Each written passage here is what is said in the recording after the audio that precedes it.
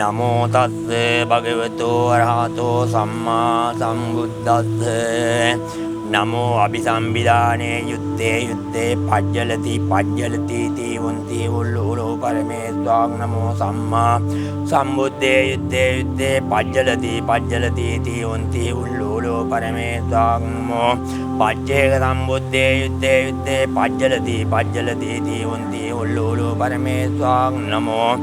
ලානි බුද්ධ මොග්ගල්ලානේ යුත්තේ පජ්ජලති තීවන්ති උල්ලෝලෝ පරමේස්වාං නමෝ මහා කාශ්‍යප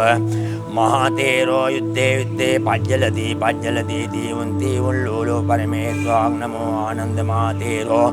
යුත්තේ පජ්ජලති තීවන්ති උල්ලෝලෝ පරමේස්වාං නමෝ අංගුලිමාල මහා තේරෝ මහා කායෝ මහා බලෝ මහා වීරෝ යුත්තේ පජ්ජලති තීවන්ති උල්ලෝලෝ පරමේස්වාං නමෝ දීවලී මහා තේරෝ මහා බලෝ මහා කායෝ මහා බලෝ මහා වීරෝ මහාලාභී යුත්තේ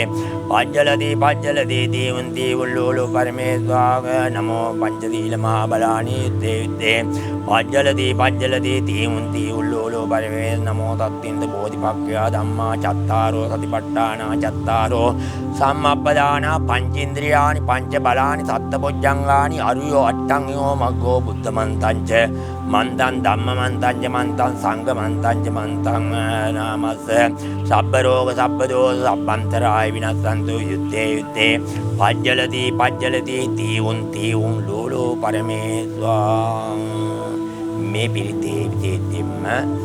නාමස්ස කියන තැනට ඒ අදාළ ආතුරයාගේ නම හෝ තමන්ගේ නම දාගෙන කියන්නට ඕන යුතුයි. ඒක